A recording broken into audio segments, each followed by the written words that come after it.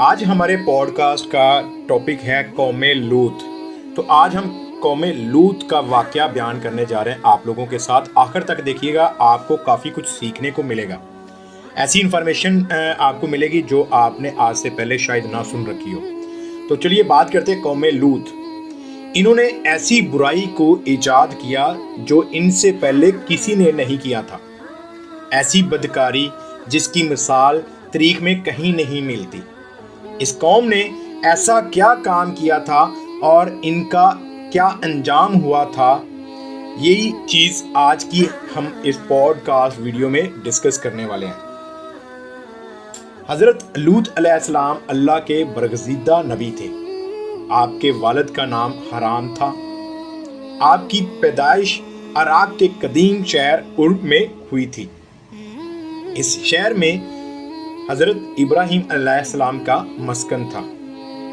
دراصل لوط علیہ السلام کے والد حاران حضرت ابراہیم علیہ السلام کے سگے بھائی تھے، یعنی حضرت لوط علیہ السلام حضرت ابراہیم علیہ السلام کے بھتیجے تھے۔ چونکہ حضرت لوط علیہ السلام کے والد ان کے بچپن میں ہی انتقال کر چکے تھے، لہٰذا حضرت لوط کو حضرت ابراہیم علیہ السلام نے بیٹا بنا کر پالا تھا۔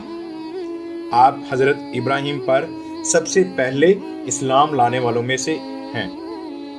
آپ حضرت ابراہیم کے زمانے میں اہل سدوم کی رہنمائی کے لیے نبوت کے منصب پر فائز ہوئے۔ حضرت لوط علیہ السلام کے بہت سارے معجزات تھے۔ آپ جس وقت بارش کے لیے دعا کرتے تھے تو آسمان بادلوں سے بھر جاتا تھا اور خوب بارش ہوتی تھی۔ حضرت لوط علیہ السلام جس پتھر پر سر رکھ کر سوتے، اس پتھر پر آپ کے سر مبارک کا نشان پڑ جاتا تھا۔ سدوم وہ علاقہ تھا جہاں لوط علیہ السلام مبعوث فرمائے گئے۔ سدوم کے آس پاس 5 نہایت ہی خوبصورت شہر آباد تھے، جن میں سے ہر ایک کی آبادی لگ بھگ 1 لاکھ سے زیادہ ہی تھی۔ یہ علاقے نہایت ہی سرسبز و شاداب اور قدرت کی طرف سے حسین شاہکار تھا۔ یہاں باغات کی کثرت تھی، لہلاتی کھیتیاں یہاں ضرورت سے زیادہ تھیں۔ اردن، شام اور اسرائیل کے درمیان بسا ہوا یہ علاقہ نہایت ہی زرخیز تھا۔ وہاں طرح طرح کے اناج، پھل، میوے بکثرت پیدا ہوتے تھے، اور یہی وجہ تھی کہ آس پاس کی بستیوں کے لوگ اپنی معاشی اور غذائی ضرورت کی وجہ سے ان بستیوں کی طرف آتے تھے۔ مگر یہ بات اہل سبول کے لوگوں کو بالکل بھی پسند نہ تھی۔ ان کے خیال میں ان کی بستیوں میں پیدا ہونے والے پھلوں، اناجوں اور سبزیوں پر ان کا ہی حق تھا۔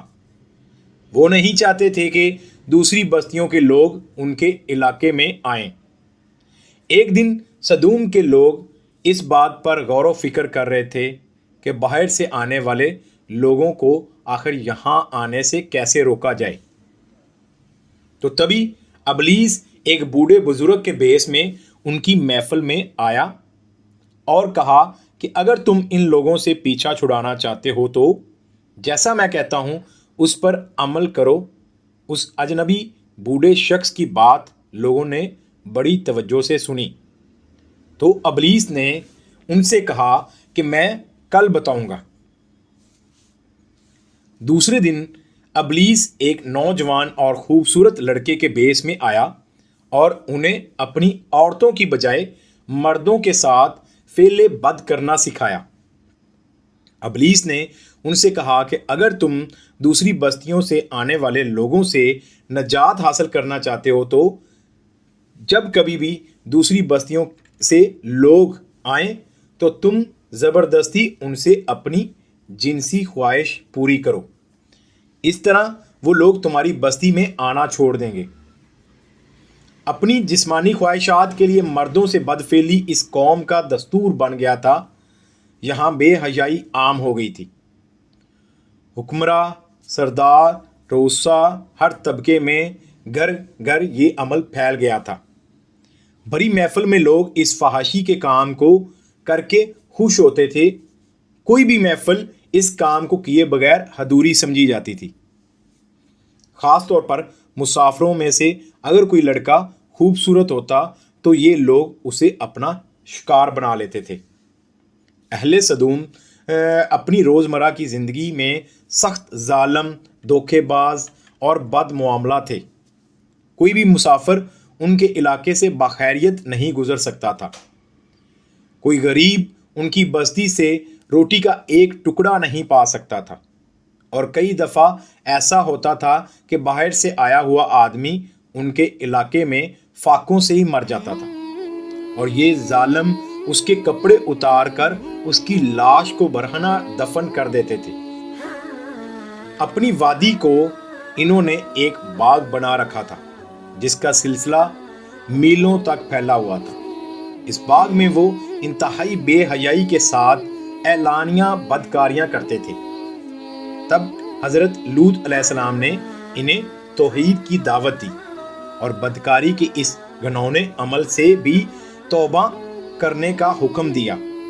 حضرت لوط علیہ السلام نے کہا کہ تم بدکاری کیوں کرتے ہو؟ کیا تم عورتوں کو چھوڑ کر لذت حاصل کرنے کے لیے مردوں کی طرف مائل ہوتے ہو؟ اصل میں حقیقت یہ ہے کہ تم سب احمق لوگ ہو۔ حضرت لوط علیہ السلام اہل سدوم کو دن رات نصیحت کیا کرتے تھے، لیکن قوم پر اس کا کوئی اثر نہیں، بلکہ وہ بہت فخریہ انداز میں اس بدکاری کو کرتے تھے۔ انہیں حضرت لوط کا ان کو یوں سمجھانا بھی برا لگتا تھا، لہذا انہوں نے حضرت لوط علیہ السلام کو کہا کہ اگر تم ہمیں ایسے ہی برا کہتے رہے اور اس کام سے روکتے رہے تو ہم تمہیں اس شہر سے نکال دیں گے۔ حضرت لوط نے نصیحت اور تبلیغ کا سلسلہ جاری رکھا، لہذا ایک دن اہل سدوم نے خود ہی عذاب الہی کا مطالبہ کر دیا۔ اللہ تعالیٰ نے اب تک ان کے اس فحاشی اور بدکاری کے باوجود ان کو ڈھیل دے رکھی تھی، لیکن انہوں نے ایک دن حضرت لوط سے کہا کہ اگر تم سچے ہو تو ہم پر عذاب لے آؤ، لہٰذا ان پر عذاب الہی کا فیصلہ ہو گیا۔ اللہ نے اپنے خاص فرشتوں کو دنیا کی طرف روانہ کر دیا۔ یہ فرشتے دراصل حضرت جبرائیل علیہ السلام، حضرت میکائیل علیہ السلام اور حضرت اسرافیل علیہ السلام تھے۔ پھر یہ فرشتے حضرت لوط علیہ السلام کے گھر تشریف لے آئے۔ حضرت لوط نے جب ان خوبصورت نوعمر لڑکوں کو دیکھا تو سخت گھبراہٹ اور پریشانی میں مبتلا ہو گئے۔ انہیں یہ خطرہ محسوس ہوا کہ اگر ان کی قوم کے لوگوں نے ان نوجوانوں کو دیکھ لیا تو نہ جانے وہ ان کے ساتھ کیا سلوک کریں گے۔ حضرت لوط کی بیوی کا نام بائلہ تھا۔ اس نے آپ پر ایمان نہ لایا تھا اور وہ دراصل منافقہ تھی اور وہ کافروں کے ساتھ تھی، لہٰذا اس نے اہل سدوم کو جا کر خبر دی کہ لوط کے گھر میں 3 مہمان لڑکے ٹھہرے ہوئے ہیں۔ یہ سن کر بستی والے دوڑتے ہوئے حضرت لوط کے گھر پہنچے۔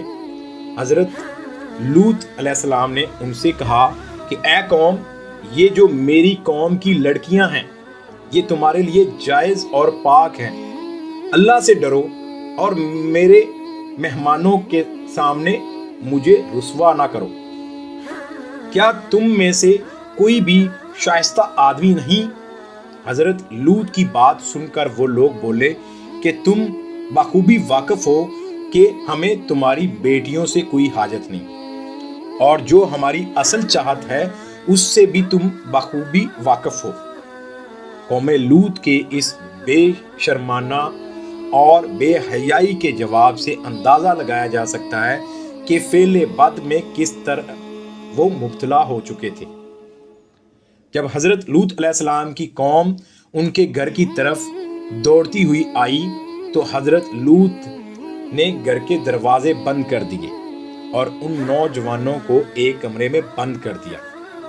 باہر سے بدکار لوگوں نے حضرت لوط کے گھر کو چاروں طرف سے گھیر رکھا تھا اور ان میں سے کچھ تو گھر کی دیوار پر بھی چڑھنے کی کوشش کر رہے تھے۔ حضرت لوط اپنے مہمانوں کی عزت کے حوالے سے بہت زیادہ گھبرائے ہوئے تھے۔ فرشتے یہ عالم دیکھ رہے تھے۔ جب انہوں نے حضرت لوط علیہ السلام کی بے بسی اور پریشانی کا یہ عالم دیکھا تو حقیقت سے پردہ اٹھاتے ہوئے یوں فرمایا: اے لوط، ہم تمہارے رب کے بھیجے ہوئے فرشتے ہیں، یہ لوگ ہرگز تم تک نہیں پہنچ سکیں گے۔ ابھی کچھ رات باقی ہے، تو اپنے گھر والوں کو لے کر چل دو اور تم میں سے کوئی شخص پیچھے مڑ کر نہ دیکھے۔ اہل سدوم حضرت لوط کے گھر کا دروازہ توڑنے پر بضد تھے، لہذا حضرت جبرائیل علیہ السلام نے گھر سے باہر نکل کر اپنے پر کا ایک کونا ان کو مارا، جس سے ان سب کی آنکھوں کے ڈیلے باہر نکل آئے اور بصارت زائل ہو گئی۔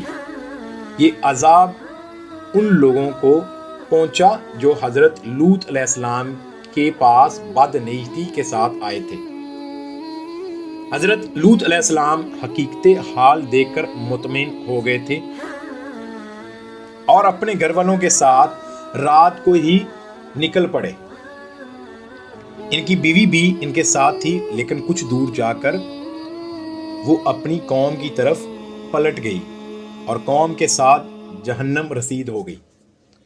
صبح کا آغاز ہوا تو اللہ کے حکم سے حضرت جبرائیل علیہ السلام نے بستی کو اپنے پر سے اکھاڑ دیا اور پھر اپنے بازو پر رکھ کر آسمان پر چڑھ گئے، یہاں تک کہ آسمان والوں نے بستی کے کتوں کے بھونکنے اور مرغے کے بولنے کی آوازیں سنی۔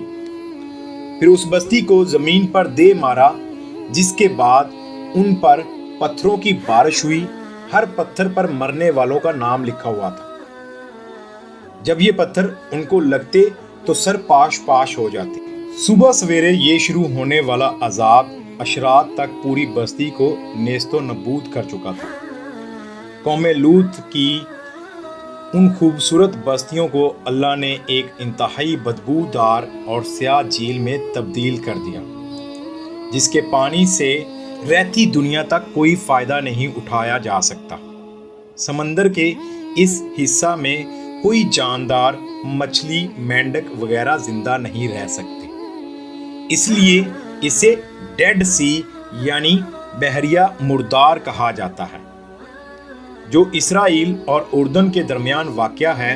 ماہرین آثار نے 10 سالوں کی تحقیق و جستجو کے بعد اس تباہ شدہ شہر کو دریافت کیا تھا۔ تحقیقات سے پتہ چلا کہ اس شہر میں زندگی بالکل ختم ہو چکی ہے۔